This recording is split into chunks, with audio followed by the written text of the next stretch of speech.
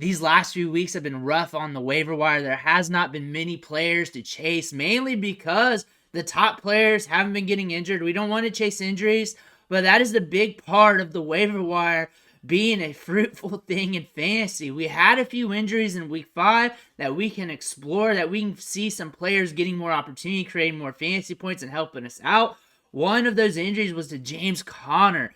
Injured, going to be out for a good bit, and now we're going to see some opportunities for the running backs on that depth chart. One guy everyone's looking at is Amari Demercado, who saw some touches in week 5, got some production, and we're going to look at his prospect profile. We're going to look at the advanced metrics and determine whether or not you need him for fantasy football. But what you really need to do right now is click that subscribe button, tap it with your finger on the phone, click it with your mouse, whatever you need to do, because we're doing these deep dives on these lesser known players off the waiver wire to see whether or not you want them or not, and to see who you would prefer. And also that we cover the waiver wire extensively all week long, and then on top of that, we're helping you set those lineups and make those trades to help you win your league.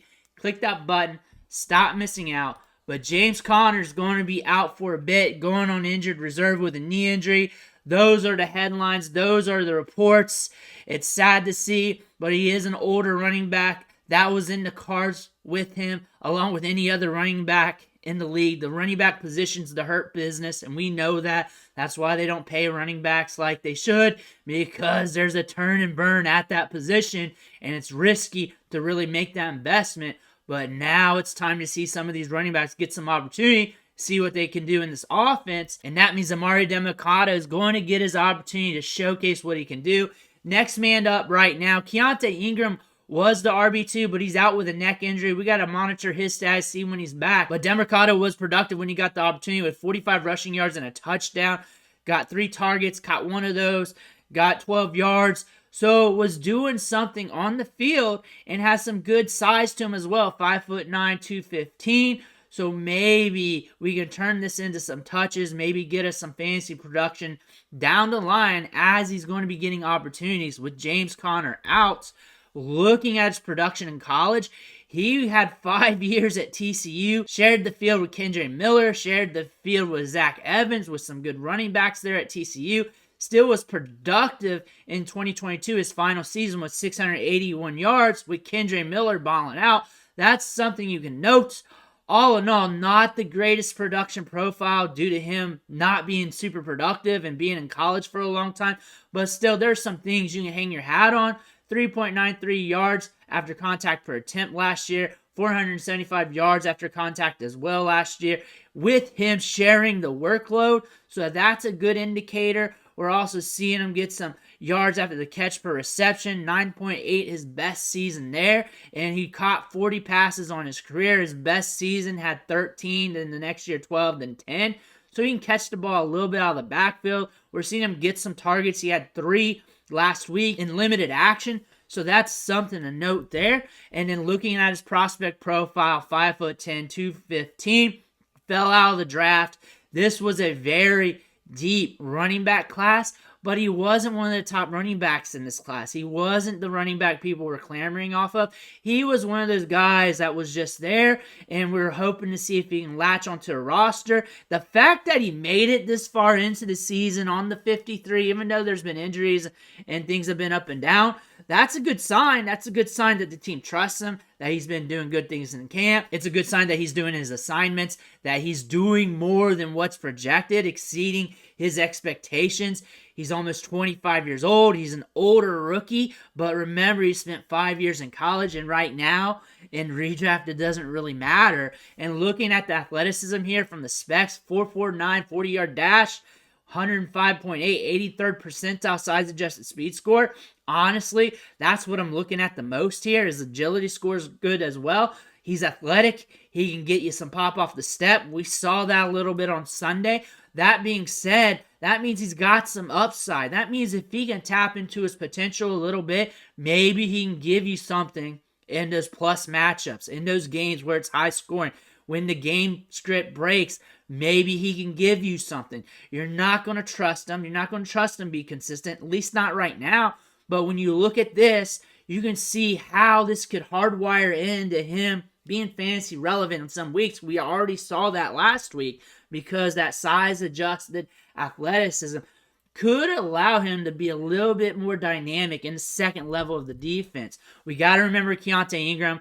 He is a part of this offense. Good size-adjusted athleticism, decent prospect profile, but it's not overwhelming. Another thing, too, he hasn't been productive with the Cardinals. He hasn't been able to shed James Conner. He's been in that RB2 role, but he has good size-adjusted athleticism, 4.53 40-yard dash at 221 pounds. He had a little bit of production at Texas, then transferred to USC, was productive there. This guy's got some good wiggle to his game. He's got some good speed. He can catch the ball out of the backfield as well. The thing about him, we need him to develop. We need him to see the holes a little bit better. We need him to grind it out. He is a candidate to really do something in this backfield. But when you look at these guys' profiles one for one, the hot hand's going to win. The hot hand's going to deliver. And Demercado really exceeds expectations and runs with it. It could be his backfield. If Ingram comes back, has a few carries, looks good, then he could start chipping away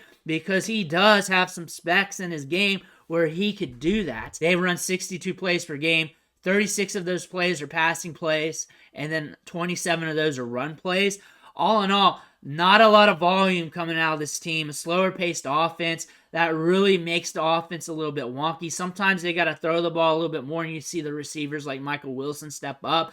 James Conner only has 364 yards on the season, but has 5.4 yards per carry. Demercado rushed for 3.4 yards per carry, so it's not like he's been super efficient with the ball. That's something you got to pay attention to. Ingram hasn't been too great on his 12 touches as well. So really something you want to pay attention to is these running backs here. See if they can get the job done. See if they can hold it down. But really what you're picking up is touches. Demercado is going to get touches. It's going to increase his opportunity to score fantasy points, and maybe something clicks. Maybe he crosses the goal line. Maybe he catches a couple balls. Maybe that can help you out. And the schedule here, you got some games here where it can go off, and you got some games here where it can get ugly as well. Not the greatest schedule, but not horrible either. I say it's about middle of the road to like bottom third of the pack when you're looking at this from a running back perspective. But still, you do have some opportunities here where you can use your running back, but you may be handcuffed to him anyways because you need those touches. You need touches from any running back. You're throwing them in. You're seeing what happens. You think he's going to get the workload this week. Probably should get the workload this week. And you're seeing if he can get enough touches to get you to 10 fantasy points, to get you to 9 fantasy points, to get you to 11. It's not going to go off the walls, but you're just hoping to get a little something because you're hurting. That being said, you need him because you need touches. You need touches because you know the upside isn't world beater here. You know he's not going to just run all over defenses. You know he's getting touches. You know you're going to hope he crosses the goal line. You know you're going to hope he catches a couple balls, and you're going to pray that he breaks one through. You're going to pray for that, and maybe you get a little something out of that. But the odds are you don't have the space for him either. A lot of teams don't want to take a lottery ticket on a running back like this, especially on an offense that's slower pace. And there's other running backs on waivers like a Jeff Wilson that have more upside that could be more grandiose over the next few weeks. But again, Demercado is getting touches right now. He's getting an opportunity, and that could lead to something. And maybe he does exceed expectations because we do have that size-adjusted athleticism. Maybe he is a cheap gamble that you can go after. As long as he's cheap and you don't blow too much fab on him, you might be all right. But Demercado is a cheap lottery ticket in an offense that may not propel his fantasy production, but this is opportunity nonetheless, and he could run with it or at least get you something if you need touches. And my take here is he's a running back getting touches. If you need a running back who's getting touches, then go ahead, get it, because you got to do what you got to do. But I don't see tremendous upside here. I see a guy that might get you a good game here and there if the touches run right. But again, we're looking at touches. A running back getting touches, and you're hoping for the best. And I don't think you're really expecting much more, and I don't think anybody else is really. That's just how the game's played. That's just what the fundamental says. But let me know what you think in the comments below. I want to hear about it. Make sure you hit that subscribe button, and I'll catch you on the next video.